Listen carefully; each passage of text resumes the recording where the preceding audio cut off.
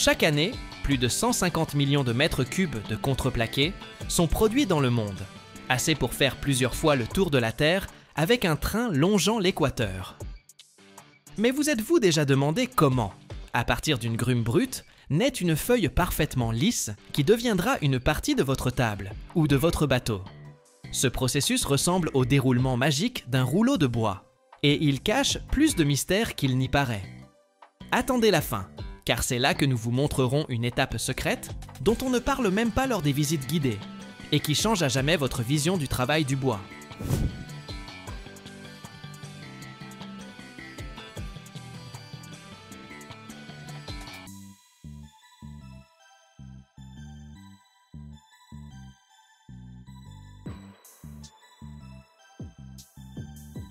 Tout commence en forêt, où l'on sélectionne les meilleurs spécimens pour la production de contreplaqué. Il faut des troncs parfaitement droits, cylindriques, sans trop de nœuds ni de défauts, principalement du bouleau, de l'aulne, du pin ou d'autres essences. Après leur livraison à l'usine, les grumes subissent une première étape de préparation très importante, le traitement hydrothermal. Elles sont immergées dans d'immenses bassins d'eau chaude, où elles passent plusieurs heures, parfois même une journée entière. Ce véritable spa pour grumes a un but purement pratique. L'eau chaude ramollit le bois, le rendant plus plastique et plus souple. Sans cela, la suite du traitement serait impossible, car le bois froid s'effriterait et se briserait simplement. Après ce bain, les grumes sont acheminées vers une ligne où on les écorce. Des machines spéciales nettoient le tronc rapidement et efficacement, laissant une surface lisse et claire. Ensuite, les grumes sont débitées en billons de longueur standard, prêtes pour l'étape principale de leur transformation.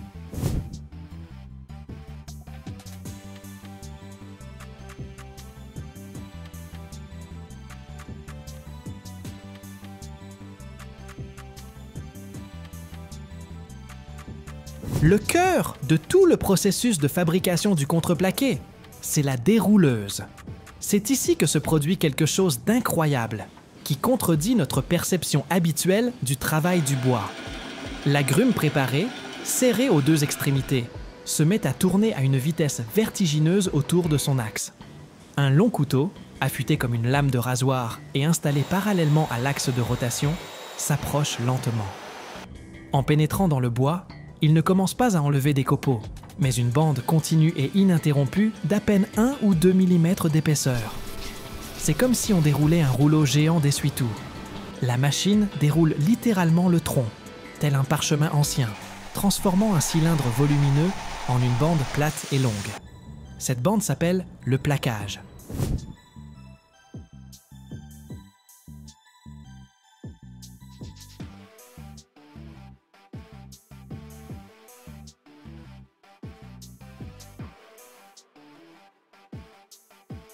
La longue feuille de plaquage avance sur un convoyeur, où des cisailles géantes la découpent en feuilles de taille standard. De la grume, il ne reste qu'un fin cylindre central, appelé le crayon, qui sera ensuite utilisé pour d'autres besoins. Le plaquage fraîchement déroulé est gorgé d'humidité, ce qui est l'ennemi de la solidité et de la stabilité du futur contreplaqué. L'étape suivante, obligatoire, est donc le séchage. Les feuilles de plaquage sont introduites dans de longs séchoirs à plusieurs niveaux. À l'intérieur, comme sur les étagères d'une armoire géante, les feuilles avancent lentement sur un convoyeur, tandis que de l'air chaud les souffle intensément de tous côtés. La température et la vitesse de l'air sont rigoureusement contrôlées pour sécher le plaquage de manière uniforme et éviter qu'il ne se fissure ou ne se déforme. En quelques minutes, les feuilles humides et flexibles deviennent des pièces légères, un peu cassantes et parfaitement sèches, prêtes pour le collage.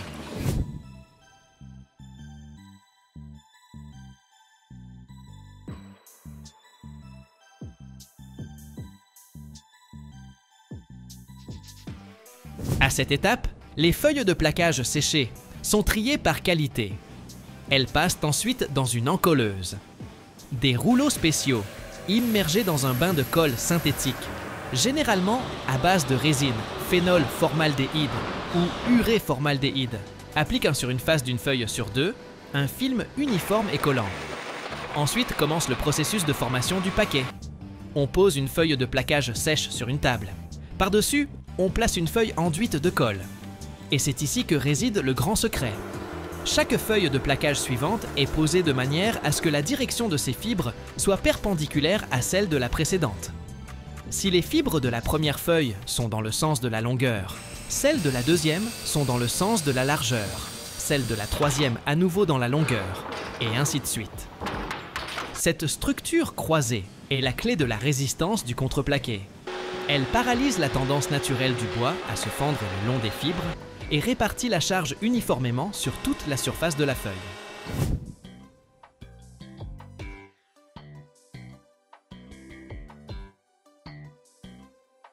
C'est précisément pour cette raison que le contreplaqué est aussi résistant dans toutes les directions.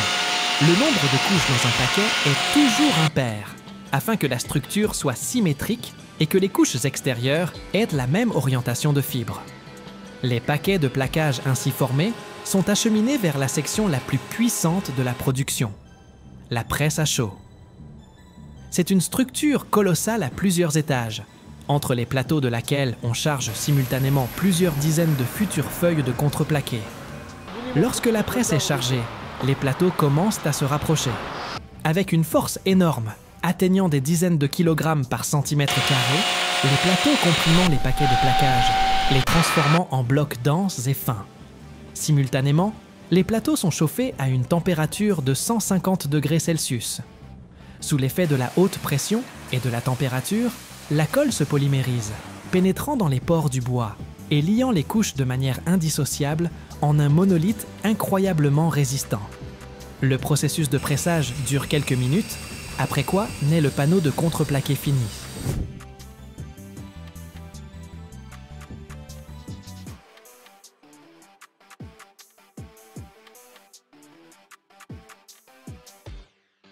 Les panneaux de contreplaqué, encore chauds, sortent de la presse et sont empilés pour un refroidissement progressif. C'est important pour éviter les tensions internes dans le matériau. Après refroidissement, les panneaux subissent une finition finale. De puissantes scies circulaires équarristent les bords, donnant aux panneaux des dimensions géométriques précises. Vient ensuite le tour du ponçage. Les panneaux passent dans des ponceuses à bandes abrasives continues, qui rendent leur surface parfaitement lisse et plane. Après cela, chaque panneau subit un contrôle qualité rigoureux. Les inspecteurs l'examinent à la recherche de défauts, délaminage, nœuds, fissures, taches de colle. Selon la qualité de sa surface, le contreplaqué se voit attribuer une certaine classe et un marquage correspondant est appliqué. Les piles de contreplaqué finies, triées et emballées sont envoyées à l'entrepôt pour devenir ensuite des meubles, des maisons, des navires et d'innombrables autres constructions, démontrant au monde entier comment l'intelligence humaine peut perfectionner la nature elle-même.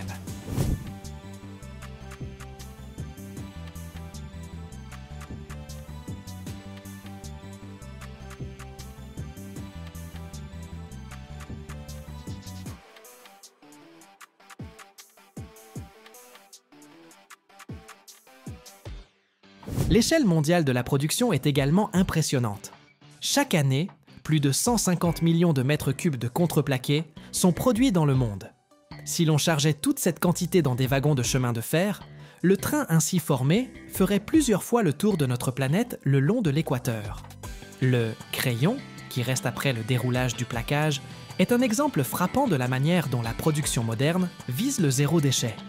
Ce n'est pas un déchet, mais une matière première précieuse, pour laquelle il existe plusieurs voies de valorisation bien définies. Son destin dépend de son épaisseur et de la qualité du bois. Si le cylindre est suffisamment massif, il est envoyé sur une ligne de sciage où il trouve une seconde vie sous forme de bois d'œuvre. On en découpe de petites planches et des tasseaux, parfaits pour créer les structures invisibles mais robustes des canapés et des fauteuils, les pieds de chaises, les éléments de lit d'enfant ou les palettes en bois.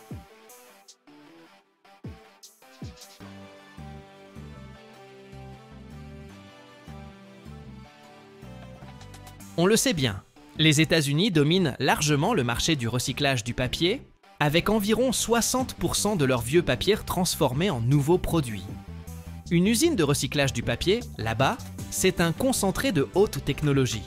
On y suit un processus précis, étape par étape, pour donner une seconde vie à de simples emballages, journaux ou cartons. C'est bluffant. Alors regardons de plus près comment ça se passe, pas à pas.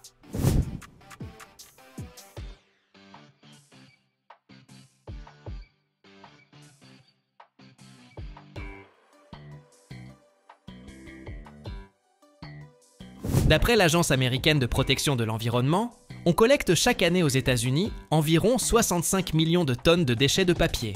Cela inclut le papier, le carton, les journaux, les magazines et d'autres formes de produits papetiers. En général, la planification et l'organisation de cette collecte sont assurées par plusieurs organismes et institutions. Dans bon nombre de villes et de régions, des services spécialisés gèrent la récupération et le tri des déchets, y compris le papier à recycler. Souvent, cela fait partie d'une stratégie globale de gestion des ordures, avec des tournées régulières dans les quartiers résidentiels. À côté de ça, on trouve aussi des entreprises privées qui se consacrent à la collecte et au traitement de toutes sortes de déchets, dont le papier. Elles proposent leurs services aux entreprises, aux administrations, et peuvent même installer des conteneurs de tri dans l'espace public.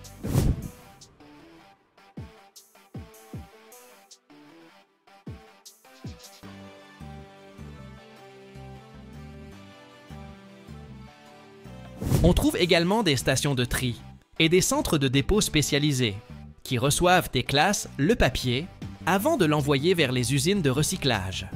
Certains collaborent avec les autorités locales ou des sociétés privées pour mieux organiser la collecte.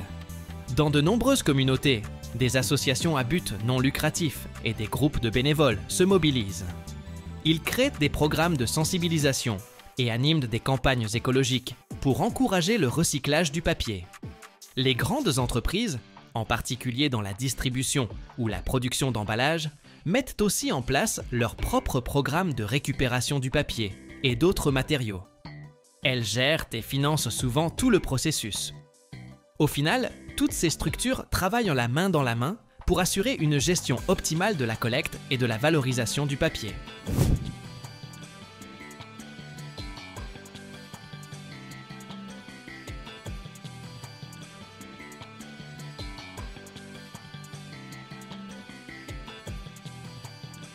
Chaque jour, on récupère en moyenne près de 178 000 tonnes de vieux papier, ce qui équivaut, grosso modo, au poids de 33 600 camions. Dingue, non?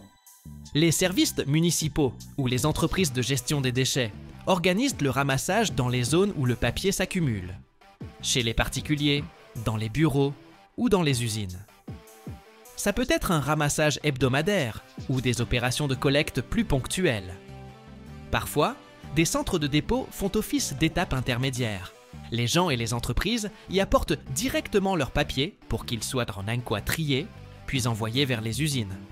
Ça se fait surtout dans les grandes sociétés, qui veulent maîtriser la qualité de leurs déchets sans dépendre d'un système de collecte standard.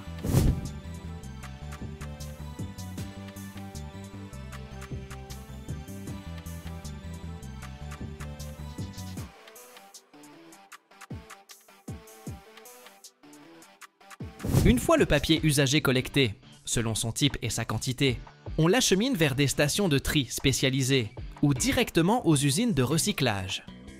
On utilise de gros camions, voire le train, si les volumes sont particulièrement importants.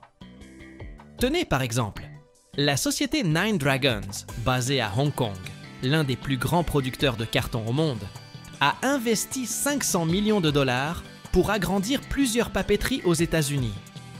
Et oui, ça circule aussi à l'international. Au début, tout le papier récupéré arrive dans une zone dédiée, où a lieu la première phase de tri. En général, on utilise des systèmes mécaniques pour faire le gros du travail.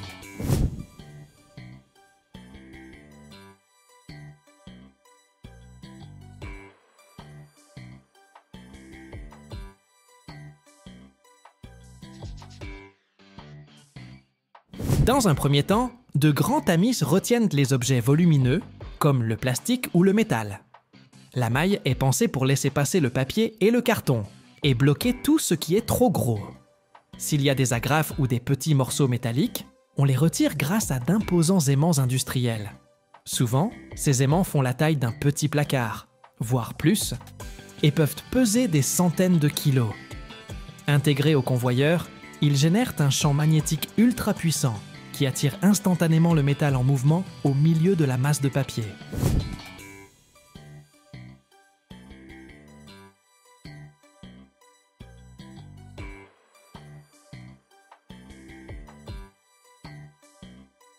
Ensuite, le papier passe sur un tapis roulant pour un tri plus précis, grâce à différentes technologies. Systèmes optiques dernier cri, courant d'air, convoyeurs à grande vitesse ou encore séparateurs électrostatiques. Les dispositifs de tri optique, en particulier, sont parmi les plus performants. Ils utilisent des capteurs et des caméras pour repérer chaque type de papier selon sa couleur ou sa texture.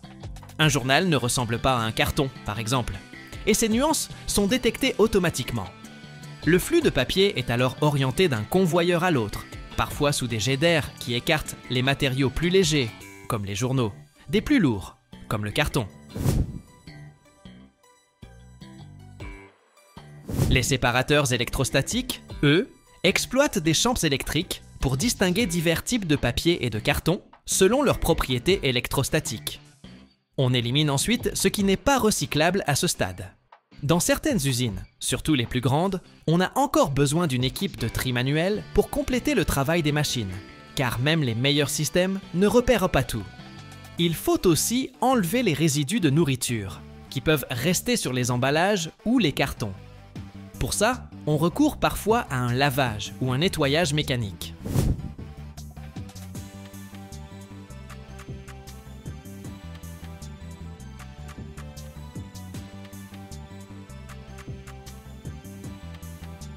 Une fois que le papier est bien réparti par catégorie, on passe au broyage et au compactage. Comme il existe différents types et structures de papier, il faut tout réduire à un matériau homogène avant la suite du processus. Des machines spécifiques découpent cartons, journaux et autres papiers, puis la matière est comprimée en ballots ou en bobines, afin de faciliter le stockage et le transport. Enfin, on purifie soigneusement le papier pour éliminer tout résidu susceptible de gêner la production suivante. Grâce à ces procédés de pointe, les usines américaines de recyclage atteignent un niveau de propreté et d'efficacité impressionnant. Résultat, on peut réintroduire le papier dans le circuit et fabriquer de nouveaux produits, avec un minimum de pertes. Plutôt malin, non?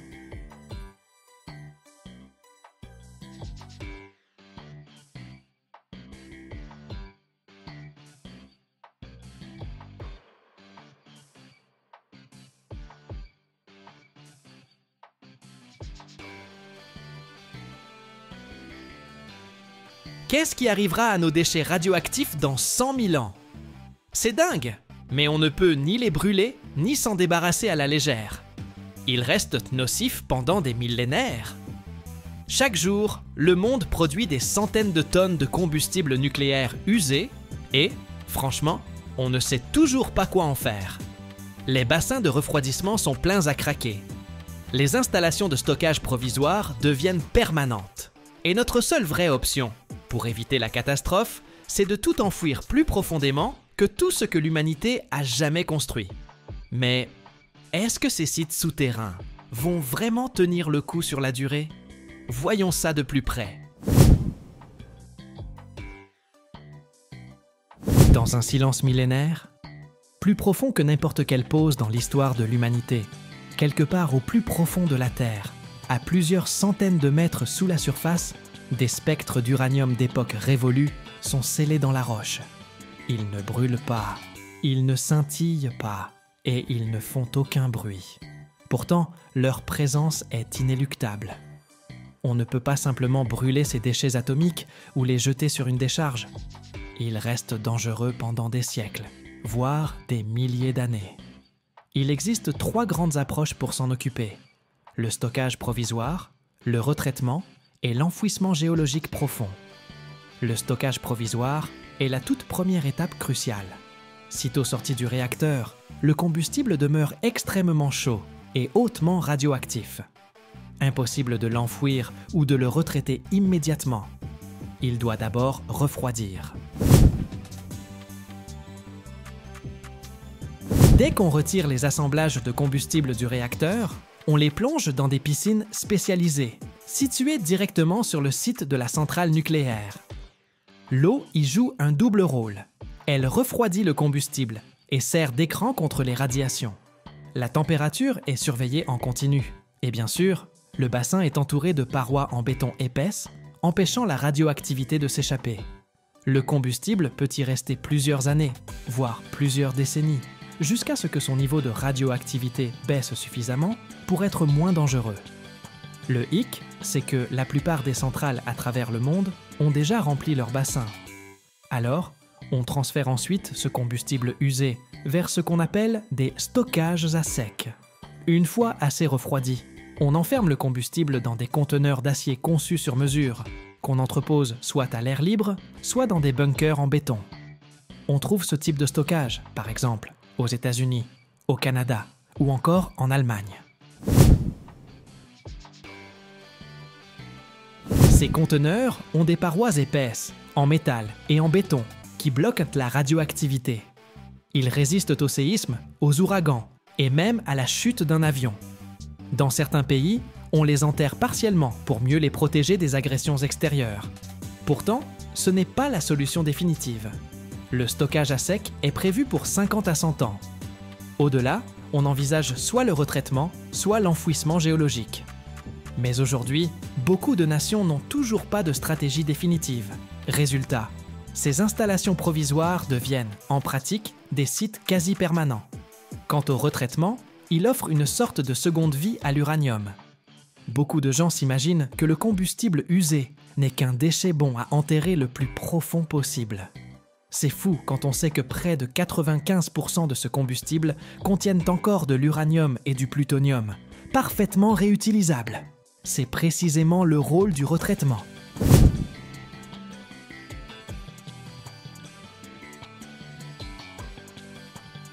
Concrètement, on démonte les assemblages de combustible usés, puis on les plonge dans de l'acide nitrique hautement concentré. Le métal se dissout, et les scientifiques obtiennent alors un cocktail radioactif, mélange d'uranium, de plutonium et de produits de fission hautement actifs. Ensuite, on sépare ce mélange pour isoler chaque composant. L'uranium est purifié, puis renvoyé en enrichissement. Le plutonium, lui, peut servir à fabriquer du MOX, un combustible à oxyde mixte qui sera de nouveau brûlé dans certains réacteurs. Ce qui reste, à savoir les déchets hautement radioactifs et inutilisables, constitue le vrai problème. On les incorpore alors dans du verre en fusion, avant de sceller le tout dans des conteneurs robustes en acier inoxydable. Sous cette forme, ces résidus radioactifs restent stables pendant des millénaires. Le retraitement permet ainsi de réduire la quantité de déchets hautement radioactifs d'un facteur 4 ou 5, tout en réutilisant l'uranium et le plutonium, ce qui diminue la nécessité d'extraire sans cesse du nouveau minerai. Ce processus est complexe, coûteux, et soulève pas mal de questions liées à la sécurité.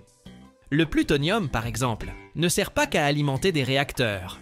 Il peut aussi être utilisé pour fabriquer des armes nucléaires, ce qui n'est pas sans risque. C'est d'ailleurs pour cette raison que de nombreux pays, comme les États-Unis, ont renoncé au retraitement, tandis que la France, le Royaume-Uni, la Russie et le Japon continuent de l'employer. Autrement dit, ce n'est pas une baguette magique, mais plutôt un compromis entre l'économie de ressources et les dangers potentiels. Si le stockage temporaire est une forme d'attente et si le retraitement représente une seconde chance, alors l'enfouissement géologique constitue la dernière étape. C'est la méthode qui vise à protéger l'humanité de ces déchets radioactifs pour des dizaines de milliers d'années.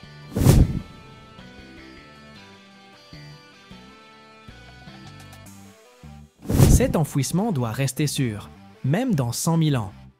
Géologues, physiciens, ingénieurs et écologues recherchent donc des couches profondes de granit, d'argile ou de sel, imperméables et résistantes au séisme. Les déchets les plus dangereux, par exemple ces blocs vitrifiés hautement radioactifs, sont d'abord placés dans des conteneurs en acier inoxydable, puis enfermés dans des capsules en cuivre ultra résistantes, capables de tenir des millénaires sans corrosion. On descend ces capsules dans des galeries verticales ou horizontales, à 500 ou même 1000 mètres de profondeur. Dans de telles conditions, même en cas de gros pépins, la radioactivité ne devrait pas remonter à la surface. Une fois tout bien scellé, on remblaye et on ferme définitivement les tunnels. Et, quelques siècles plus tard, ce site souterrain se fond dans le paysage. L'humanité finira par l'oublier.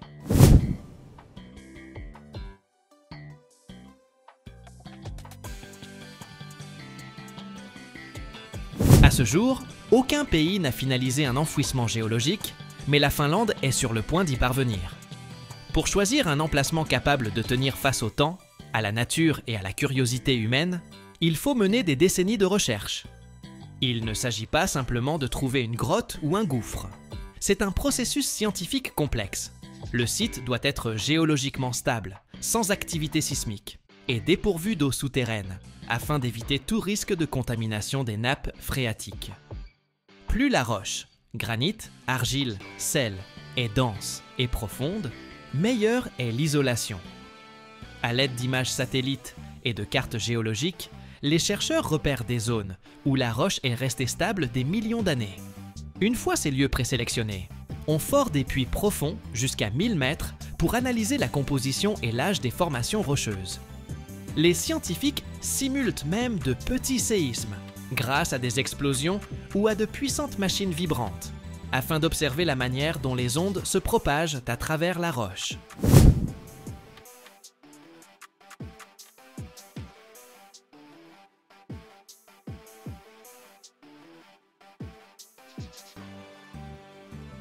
Si la roche est stable et dépourvue de fissures, le site est jugé prometteur.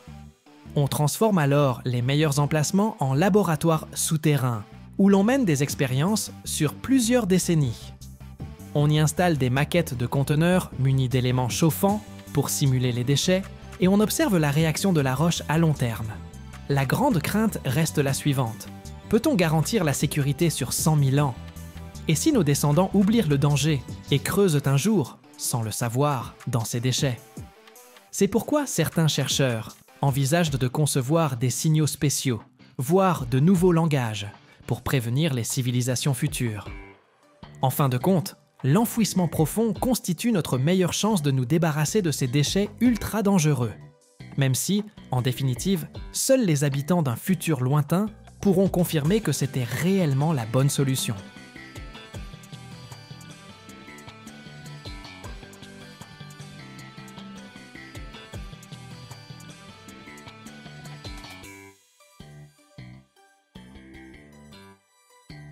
Chaque année, on balance des millions de machines à laver dans le monde.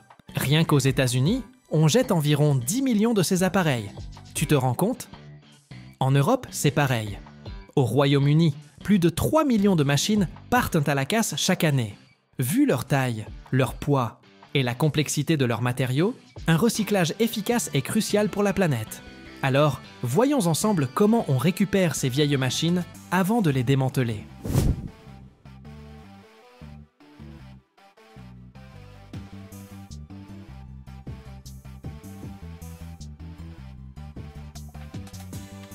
De nombreuses grandes marques et enseignes d'électroménager proposent aujourd'hui des programmes de trade-in ou le retrait gratuit de l'ancien appareil à l'achat du nouveau. Aux États-Unis, on trouve ce genre d'initiative chez Whirlpool, LG ou Samsung. Et en Europe, il y a la fameuse directive relative aux déchets d'équipements électriques et électroniques, DEE. Les conditions varient. Certaines boîtes se contentent d'embarquer ton ancien modèle. D'autres t'offrent une petite remise sur le neuf. Par exemple, Whirlpool aux États-Unis peut octroyer entre 50 et 100 $ de rabais sur une machine à laver neuve. LG et Samsung, parfois, montent à 100 ou 200 $ lors de promos spéciales. En Europe, certains programmes offrent jusqu'à 10% de réduction sur le nouvel équipement. Mais, soyons clairs, les ristournes ne sont pas toujours énormes. La plupart des entreprises voient surtout ça comme un geste écologique. pas comme un argument marketing fracassant. Dans beaucoup de villes, il existe des centres de collecte de déchets électroniques, où tu peux déposer toi-même ta vieille machine à laver. Souvent, ces centres bossent main dans la main avec les municipalités ou des boîtes privées. Dans certains pays comme l'Allemagne, le Royaume-Uni ou les États-Unis, il y a même des services municipaux dédiés à l'enlèvement d'appareils volumineux. À New York, par exemple, tu peux bénéficier d'un ramassage gratuit via le programme municipal NYC Safe Disposal. De plus, certaines entreprises de récupération de métaux rachètent ou enlèvent gratuitement ces machines avant de les expédier en atelier de démantèlement, où elles sont triées pour récupérer le métal, l'électronique et le plastique.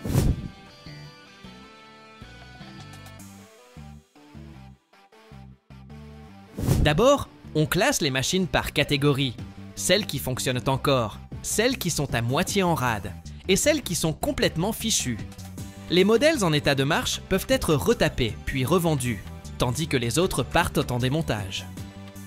On commence par retirer les panneaux extérieurs, la porte, le tambour, le moteur, la partie électronique, les câbles et la pompe sont démontés à part, car on peut les réutiliser ou les recycler séparément. On trie aussi les métaux, inox, aluminium, cuivre, et on met de côté les pièces plastiques. Tout ça peut se faire manuellement ou via des chaînes automatisées, munies de broyeurs, d'aimants et de séparateurs à air.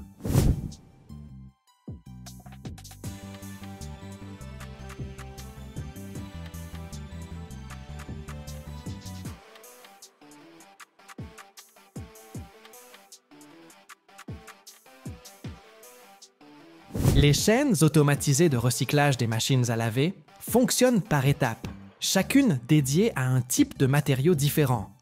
D'abord, les appareils arrivent sur un tapis roulant où de puissants broyeurs à rotor fragmentent l'ensemble en morceaux de 3 à 10 cm.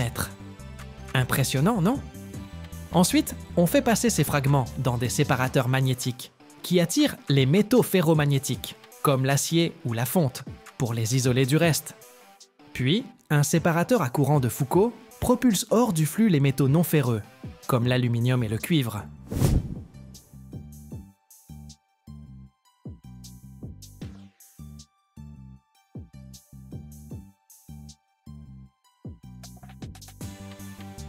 Le plastique et les matériaux légers sont écartés grâce à des séparateurs à air.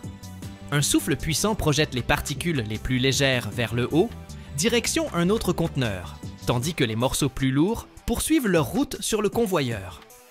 En fin de chaîne, on utilise des scanners optiques pour analyser la composition des résidus et les orienter vers la bonne filière de traitement ou d'élimination. Une fois triés, tous ces matériaux, plastique, métal, verre et autres, empruntent des circuits de valorisation ou de recyclage spécifiques.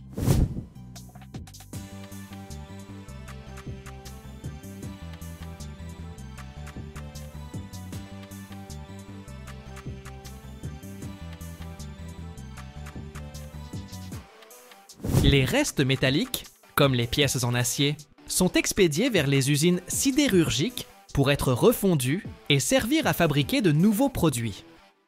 Les séparateurs magnétiques font ça très bien.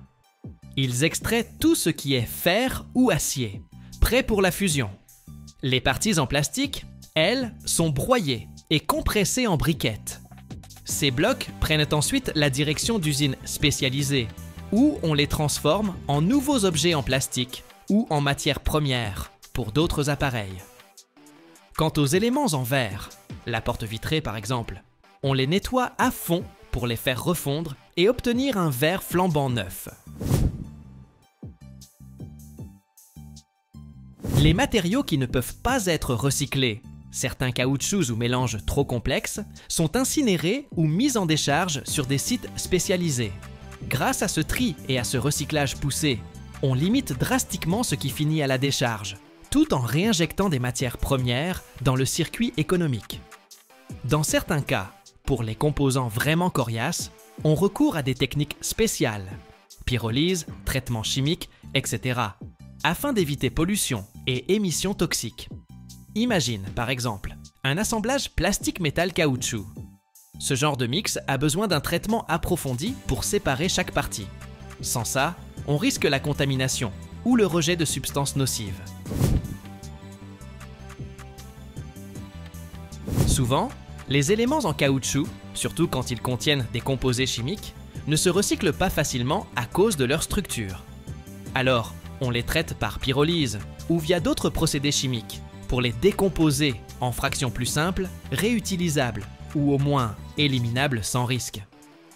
Dans certains cas, la machine renferme des substances toxiques, par exemple du mercure dans d'anciens relais, piles ou lampes intégrées. Il faut alors des méthodes spécifiques pour neutraliser ou isoler ces matières. Parfois, on va jusqu'à employer des réactions chimiques pour éviter tout rejet dangereux. Les matériaux comme le polyuréthane ou le polyester, courants dans les isolations ou certains composants, peuvent aussi passer par une pyrolyse pour en dissocier les éléments et les recycler.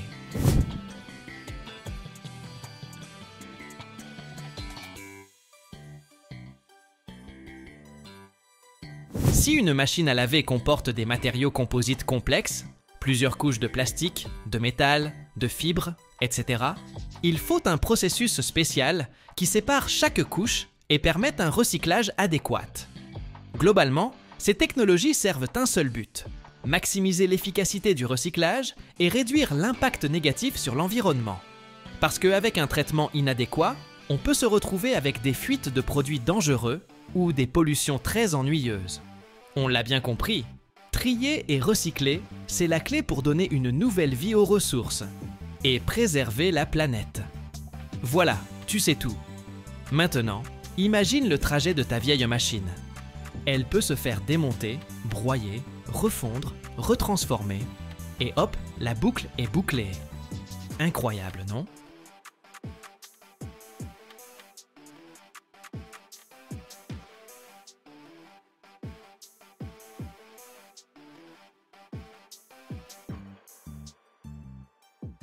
Chaque année, la production mondiale d'insectes comestibles augmente de plusieurs milliards de tonnes. Incroyable, non ? Et qui aurait cru que ces petits vers de cocotier pouvaient rapporter jusqu'à 1 500 $ américains par mois aux fermiers d'Asie du Sud-Est ? On les considère comme un mets délicat, un super aliment et même un ingrédient cosmétique. Mais qu'est-ce qui les rend si précieux ? Comment monter un business rentable à partir d'une simple petite ferme, au point d'intéresser aussi bien les États-Unis que l'Europe? Reste bien jusqu'à la fin, tu découvriras des infos renversantes qui changeront peut-être ta vision de l'avenir alimentaire.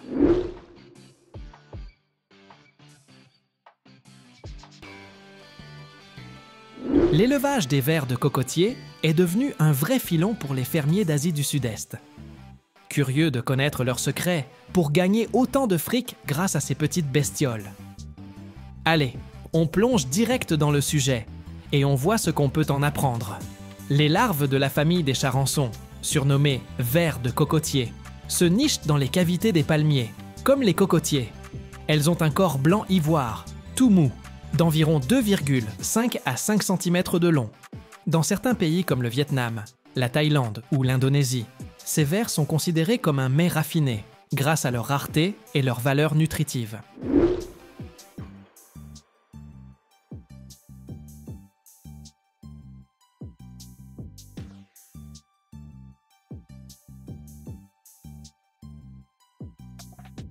Pour les élever efficacement, les fermiers ont mis au point des méthodes qui imitent l'environnement naturel de ces insectes. Au lieu d'utiliser de vrais troncs infestés, ils se servent de bûches de bois tendre, traitées pour éviter les maladies, ou de troncs coupés, placés ensuite dans des conteneurs d'élevage. On enrichit le sol avec du paillis et des fibres de coco, offrant aux vers une base nutritive. On ajoute aussi de la tourbe de coco, extraite de la coque, pour conserver l'humidité. Il faut que le sol draine bien, tout en restant suffisamment humide pour soutenir la croissance. En gros, on recrée l'intérieur d'un tronc de cocotier. Certains agriculteurs y ajoutent même du fumier ou des engrais organiques pour booster les nutriments. Et on veille à maintenir un pH neutre.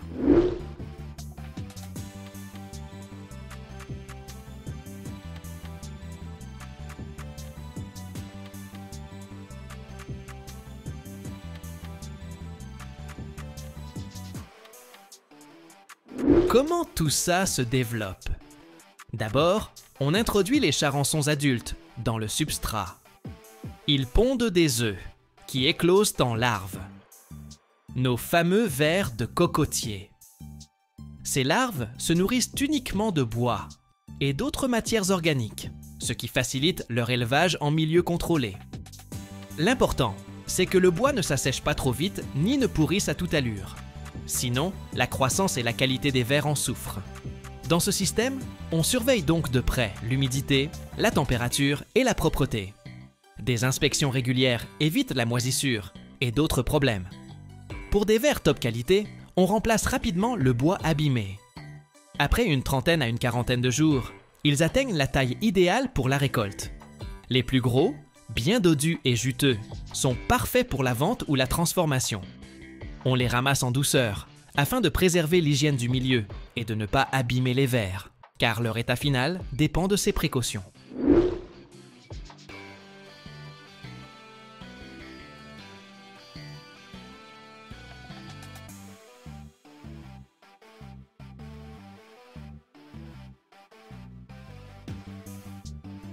Pour garder leur goût et leur texture, on peut les conserver dans des boîtes en plastique bien aérées, à une température comprise entre 35 et 40 degrés Celsius, ou alors les consommer frais, juste après la cueillette. Certains fermiers choisissent de prolonger leur croissance après la récolte, pour les vendre plus cher plus tard. En Asie du Sud-Est, le kilo de vers de cocotier se négocie entre 10 et 12 dollars américains, selon l'offre et la demande. Dans des pays comme la Malaisie ou la Thaïlande, la demande grimpe en flèche. Avec leur saveur crémeuse et leur texture délicate, ils se dégustent en soupe, grillés ou encore sautés aux épices. Ils sont considérés comme un mets de choix pour leur haute teneur en protéines et vitamines, et pour leur goût unique.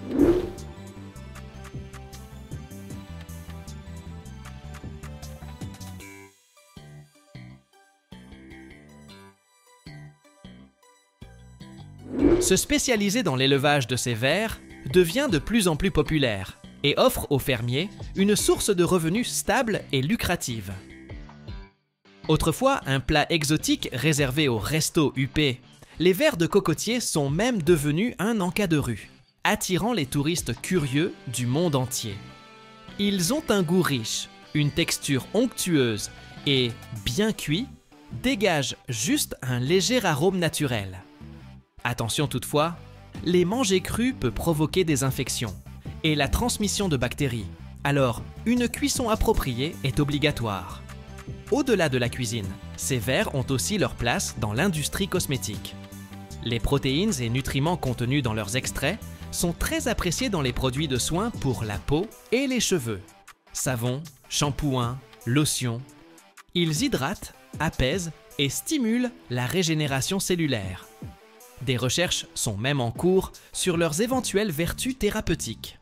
Certains scientifiques pensent que certaines molécules présentes dans ces larves ont des propriétés antioxydantes, susceptibles d'aider à prévenir les maladies et d'améliorer la santé globale.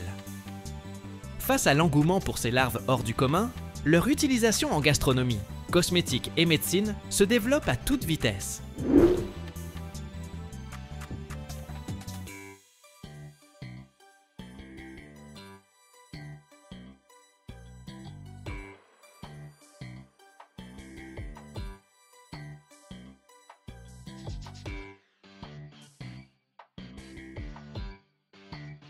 Dans pas mal de pays, on voit désormais l'élevage de ces vers comme une occasion en or.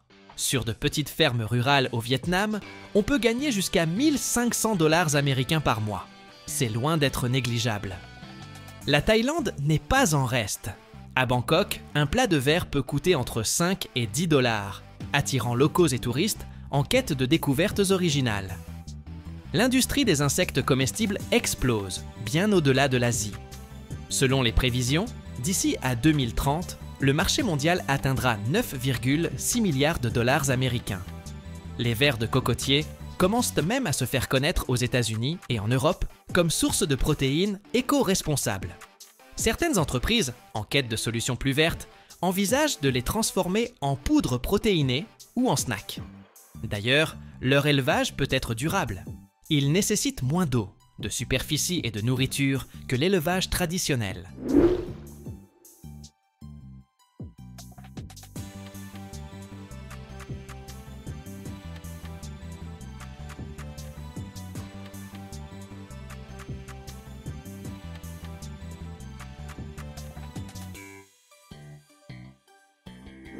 Parmi les recettes les plus populaires, on trouve la consommation de vers vivants avec de la sauce de poisson. Oui, oui. La friture qui leur donne un côté croustillant façon frite. Ou encore la cuisson au wok avec de la citronnelle et du piment. Dans certains endroits, on les réduit même en poudre protéinée ou on les incorpore à des snacks. C'est sûr, l'idée de bouffer des vers peut en dégoûter plus d'un. Mais leur popularité grandissante et leur rentabilité prouvent que ce n'est pas juste un délire exotique. Qui sait, peut-être qu'un jour, ils deviendront un apéro courant partout.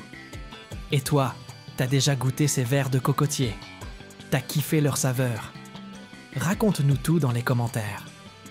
Pour voir plus de contenu intéressant sur l'agriculture, abonne-toi à notre chaîne et balance un petit pouce bleu. Reviens vite pour le prochain épisode. Merci d'avoir regardé.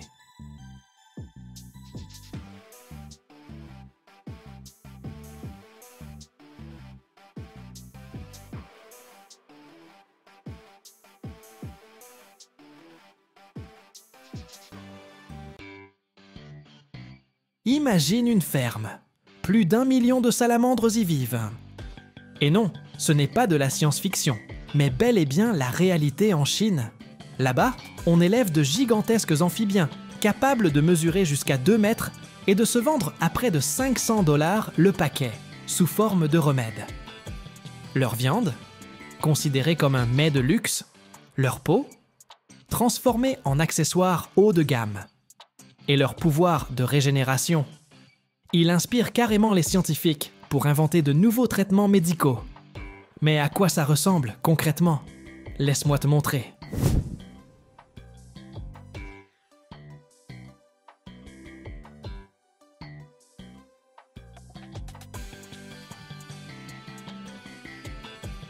La plus grande ferme de salamandres en Chine occupe des dizaines d'hectares. Ça leur offre assez d'espace pour aménager des bassins, où les salamandres peuvent évoluer dans des conditions quasi naturelles, ainsi que des zones spécialisées pour leur élevage et leur reproduction. Les premières fermes de salamandres ont commencé à apparaître en Chine il y a quelques décennies, surtout à partir des années 1990, lorsque la demande pour ces amphibiens a explosé. Ce phénomène s'est renforcé grâce au soutien du gouvernement dans certaines régions, où des avantages étaient accordés aux agriculteurs pour développer l'aquaculture et des fermes spécialisées. Résultat, les fermes de salamandres sont devenues un business florissant et, avec le temps, se sont transformées en exploitations hautement productives, dédiées à l'élevage massif de ces animaux. En général, une ferme de salamandres débute par l'acquisition d'œufs ou de larves.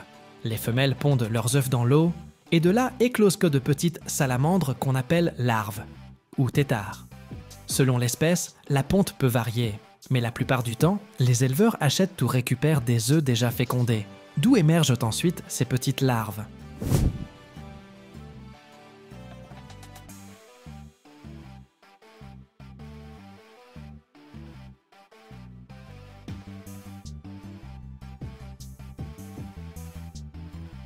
Une fois les larves écloses, elles se développent dans l'eau jusqu'au stade adulte. Sur les fermes, on crée donc des conditions sur mesure pour assurer leur croissance. Un niveau d'eau adéquat, une alimentation adaptée et une température contrôlée. Pour ces petites salamandres, il est crucial de maintenir l'eau à une température stable, en général entre 18 et 22 degrés, car au-dessus ou en dessous, leur développement peut ralentir, voire s'interrompre. L'environnement doit rester modérément chaud, avec un taux d'humidité optimal, compris entre 70 et 90% selon l'espèce. Cela leur permet de conserver un bon équilibre hydrique et de se développer convenablement. L'eau, quant à elle, doit être propre, sans pollution ni additifs chimiques. Sur les fermes, on installe donc des systèmes de filtration en continu pour la purifier en permanence.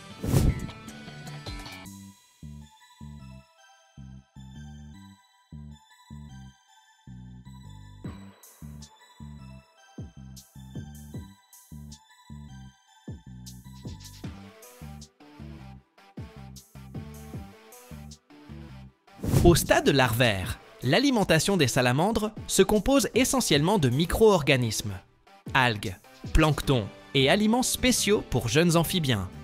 Puis, en grandissant, leur régime s'étoffe. Les adolescents et les adultes consomment des insectes, mouches, vers, de petits poissons ou des mollusques, leur apportant ainsi les nutriments indispensables à leur croissance. Quand les salamandres deviennent plus grandes, on les transfère dans des bassins plus spacieux et plus proches de leur habitat naturel, avec des plantes et des cachettes pour qu'elles se sentent en sécurité. Le suivi constant du taux d'oxygène dans l'eau est essentiel pour le bon fonctionnement de leur organisme. Des systèmes de filtration spécifiques servent à éviter toute contamination et à maintenir l'eau propre. Quant aux locaux où elles sont hébergées, ils doivent être suffisamment ventilés pour garantir un air sain et des conditions optimales.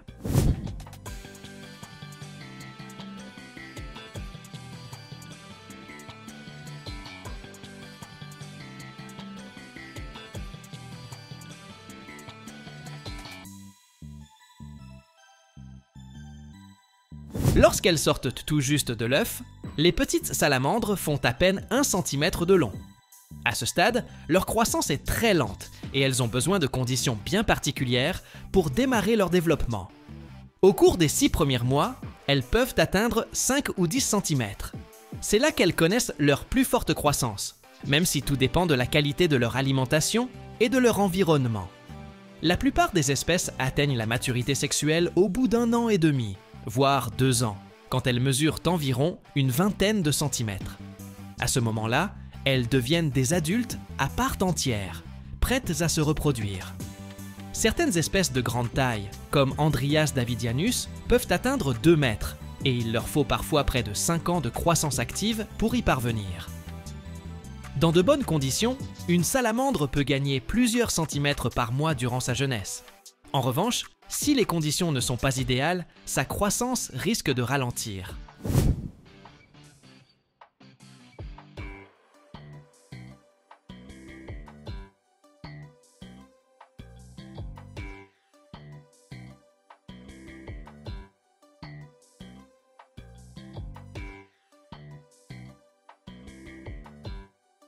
Le kilo de viande de salamandre peut se négocier entre 50 et 100 $ américains, selon l'espèce et le lieu de vente. Dans certains restaurants haut de gamme, les prix peuvent grimper nettement plus haut. Chaque année, on élève des millions de salamandres en Chine, dont une partie est destinée à la consommation de viande. Sur les plus grosses exploitations, on peut trouver de quelques dizaines de milliers à plusieurs millions d'individus. Une fois qu'elles atteignent une taille commerciale, souvent autour de 20 ou 30 cm pour la plupart des espèces, elles sont abattues. L'abattage s'effectue en général sur place ou dans des installations spécialisées, en veillant à des méthodes considérées comme humaines afin de préserver la qualité de la viande. Celles-ci s'utilisent dans les plats traditionnels, notamment les soupes, les raviolis et même dans certains régimes diététiques.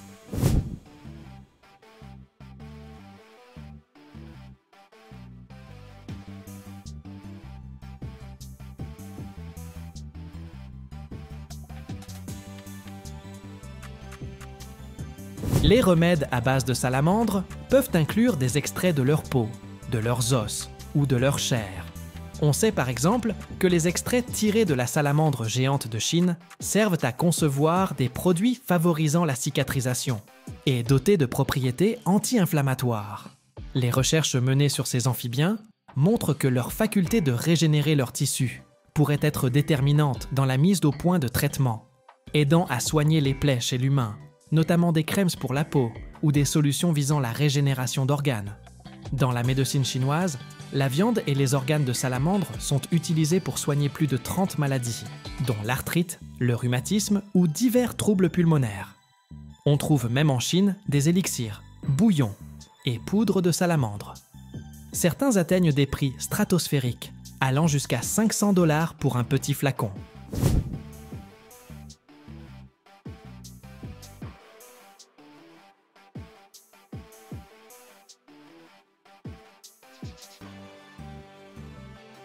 Le prix de la peau de salamandre dépend de son espèce et de sa qualité. Par exemple, la peau d'une salamandre géante de Chine peut se négocier entre 30 et 80 $ américains le mètre carré, Elle est transformée en divers accessoires, tels que des portefeuilles, des sacs ou encore des ceintures. En Chine, plus d'1 millier de fermes se spécialisent dans l'élevage de salamandres, avec une production totale estimée à plusieurs millions de tonnes de viande par an. Beaucoup de ces fermes organisent des visites touristiques permettant d'en apprendre davantage sur ces animaux, leur rôle dans l'écosystème, ainsi que sur les méthodes d'élevage destinées à différents usages. Les visiteurs peuvent observer le processus de reproduction. C'est fascinant de voir les femelles pondre leurs œufs dans des zones aménagées exprès. Un spectacle qui passionne les amateurs de nature et de biologie. En fin de compte, ces fermes de salamandres ne présentent pas seulement un intérêt économique ou scientifique. Elles offrent aussi un côté visuel et esthétique franchement impressionnant.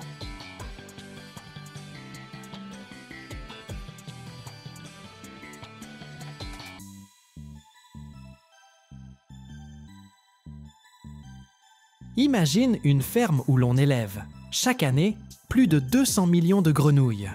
Tu vois le délire? Eh bien, ce n'est pas de la science-fiction, c'est bien réel. Leur viande finit dans les restos les plus chics de France, leur peau se retrouve dans l'industrie de la mode, et leur mucus sert en médecine pour lutter contre des super bactéries. Elles grandissent plus vite que les poulets, ne produisent pas de méthane, et en prime, leur coassement est plus fort qu'une moto. Comment on les élève?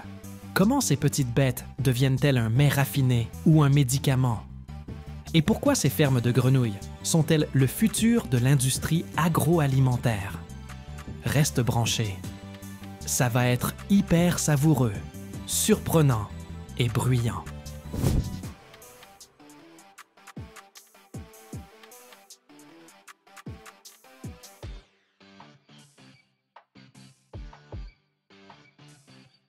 La principale mission de ces fermes, c'est de produire des grenouilles pour la filière viande, la médecine et même la déco. Leur peau et leur mucus renferment des substances antibiotiques qui peuvent stopper les bactéries et les champignons. D'après plusieurs études, les peptides présents dans la peau de grenouille sont capables de tuer des bactéries résistantes aux antibiotiques classiques. Des scientifiques du Royaume-Uni et des États-Unis bossent sur de nouveaux antibiotiques à base de sécrétions de grenouilles. On utilise aussi des extraits de grenouilles pour élaborer des traitements contre les brûlures, les plaies et les inflammations. En plus, certaines espèces, comme la grenouille à griffes d'Afrique, sont super utiles en biomédecine. Au XXe siècle, on s'en servait pour extraire l'hormone chorionique gonadotrope lors des tests de grossesse. Aujourd'hui encore, ces grenouilles aident à faire avancer la recherche sur le système nerveux et la médecine régénérative.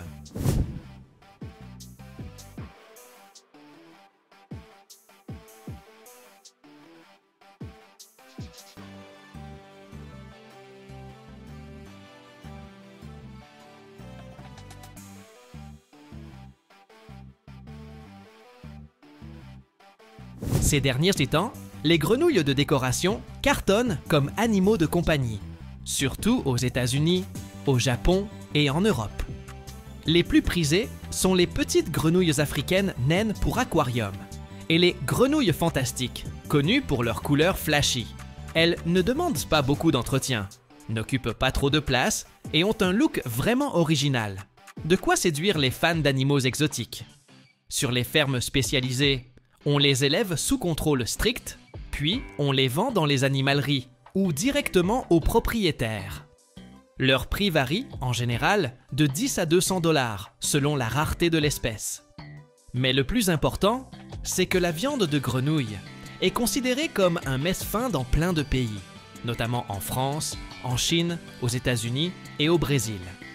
La partie la plus populaire, ce sont les fameuses cuisses, ultra tendres et riches en protéines. Pour la viande, on élève surtout la grenouille taureau, Lithobat catesbeianus, qui grossit vite et peut atteindre une taille impressionnante. Quand je dis grande, imagine qu'elle peut peser jusqu'à 1 kg. T'y crois toi? Une grenouille d'1 kg, c'est quand même fou!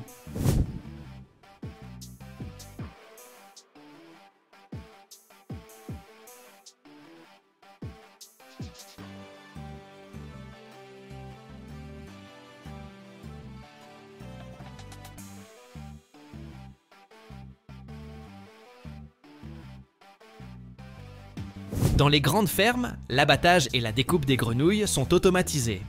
Dans les petits élevages, c'est plutôt artisanal. Dans certains pays comme la France, on en prélève encore dans la nature, mais c'est très réglementé pour éviter l'effondrement des populations sauvages. Sur les fermes, les grenouilles vivent dans des étangs ou des bassins spécialement aménagés. L'incubation des œufs, c'est un spectacle digne d'un film de science-fiction. Dans des cuves géantes et transparentes, remplies d'eau pure, flottent des milliers de petites bulles gélatineuses avec un point noir au milieu. Ce sont les bébés grenouilles en devenir, chouchoutés par les éleveurs. L'eau est filtrée en continu et enrichie en oxygène pour créer un environnement parfait.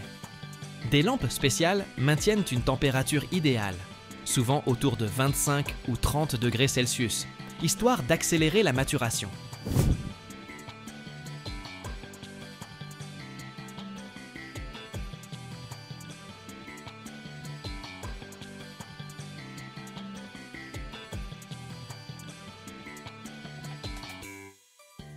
Selon l'espèce, au bout d'une dizaine de jours, chaque œuf libère un minuscule tétard. Et d'un coup, tout le bassin prend vie.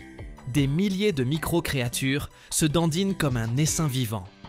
C'est déjà un vrai petit miracle de la nature, encore plus impressionnant sous contrôle humain. Ensuite, dans de grands bassins ou étangs qui peuvent en faire des centaines de mètres carrés, ça grouille de partout. Des milliers de têtards nagent ensemble, formant des nuées noires mouvantes, comme un seul organisme en perpétuelle transformation. Chaque jour, les fermiers vérifient la qualité de l'eau, veillent à l'oxygéner suffisamment et y ajoutent des nutriments. On garde une température aux alentours de 24, parfois 28 degrés, pour optimiser leur croissance. Les têtards sont nourris avec des mélanges spéciaux d'algues, de protéines et de minéraux, ce qui booste leur développement.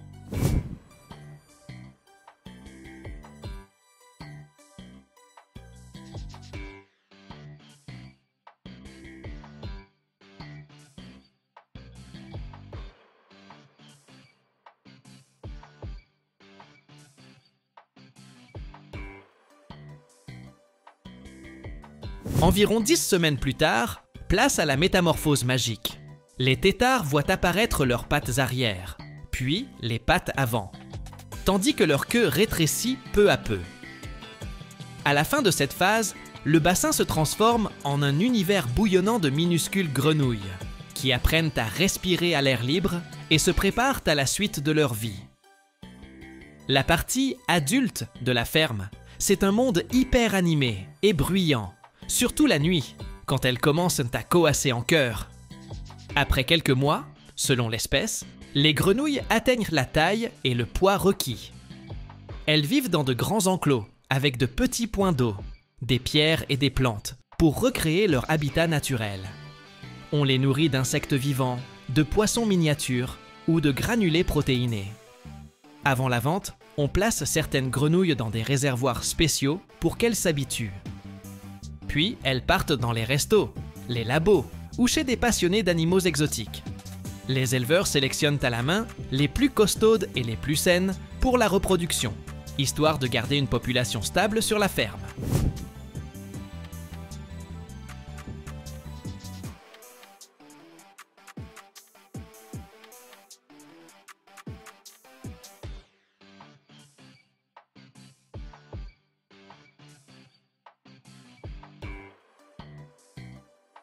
Le plus souvent, les grenouilles sont transportées vivantes jusqu'aux établissements de restauration. Les restos préfèrent les recevoir vivantes pour les abattre juste avant la préparation. Dans certains pays, c'est même la loi. Plus facile de contrôler la qualité du produit comme ça. Pour le transport, on les met dans des contenants en plastique ou en filet, avec un taux d'humidité optimal. On contrôle la température pour limiter leur stress. Comparé à la viande de porc ou de bœuf, élever des grenouilles demande beaucoup moins de ressources. Elles poussent vite, consomment peu de nourriture et ne produisent pas de méthane comme les bovins. Sur les fermes à grenouilles, il faut aussi séparer correctement les têtards et les jeunes grenouilles par taille. Sinon, les plus grosses risquent de boulotter les plus petites.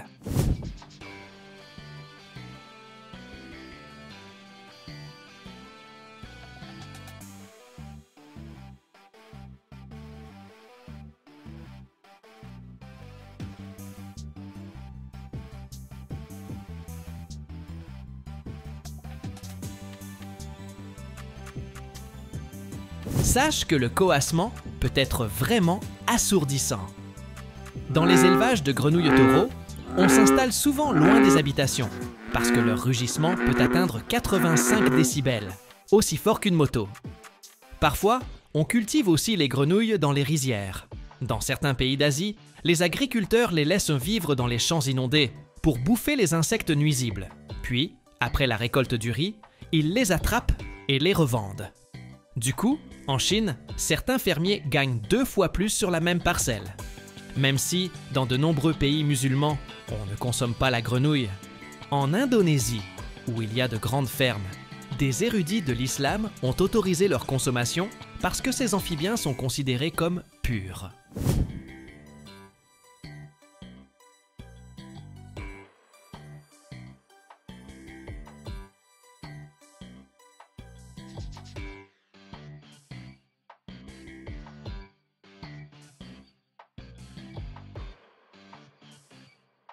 Autrefois, la viande de grenouille était plus répandue en France et en Italie, mais à cause des restrictions environnementales et de la concurrence asiatique, la production locale a un peu chuté. Il se peut que, dans quelques années, on développe suffisamment les technologies pour produire de la viande de grenouille en laboratoire, sans même avoir besoin d'élever de vraies grenouilles. Qui sait? On aura peut-être des cuisses in vitro au menu.